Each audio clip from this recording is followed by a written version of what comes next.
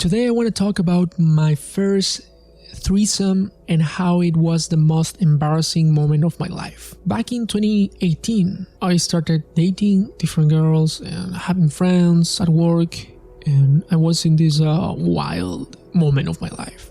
It wasn't a phase, but okay, it's a phase where you are experimenting new things, you're trying to do new things. I was, I think, 24 years old. And I didn't plan it. It just came to me. I had some friends.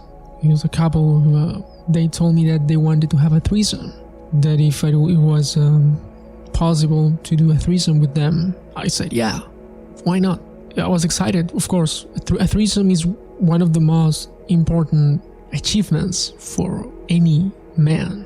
You know, at least when you are in your early 20s, is something you brag about with your friends, right?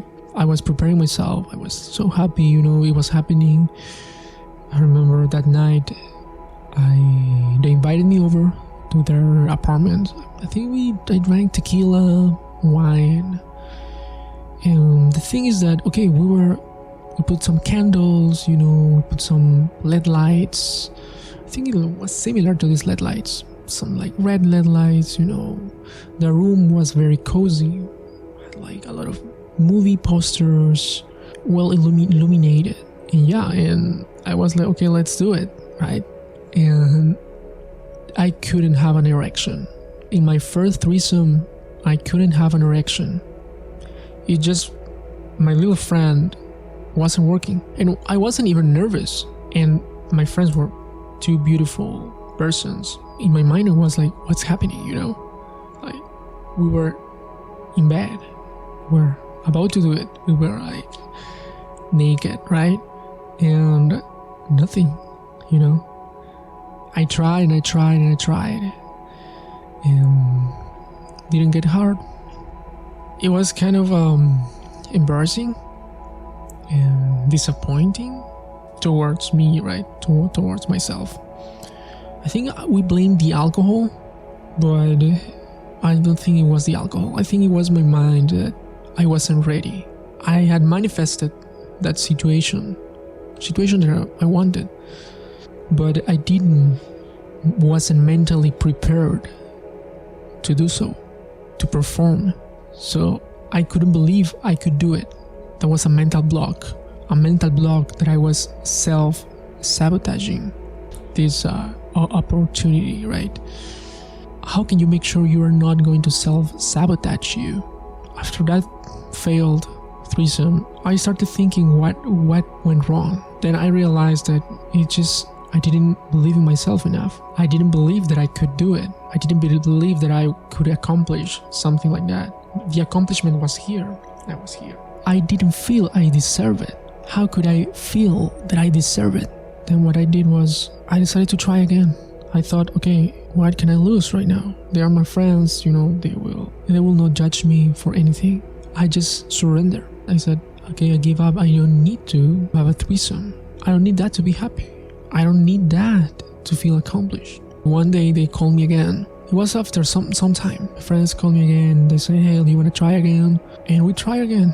Fortunately, this time it worked. My little friend didn't disappoint me. But it was because I had removed that mental block, that belief, that limiting belief that was telling me you don't deserve this. It makes me think how many times we are doing that with our own achievements. Have you ever felt like you want to do something but you don't feel you deserve it, so you ruin that opportunity with procrastination? That's self-sabotage. I'm not saying it's your enemy. Self-sabotage is you.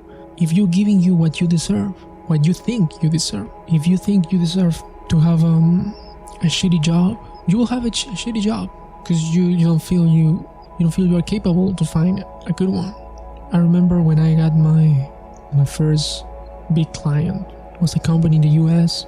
I don't know, one night before starting to work at the project, I thought it was just a moment where I thought I need to quit.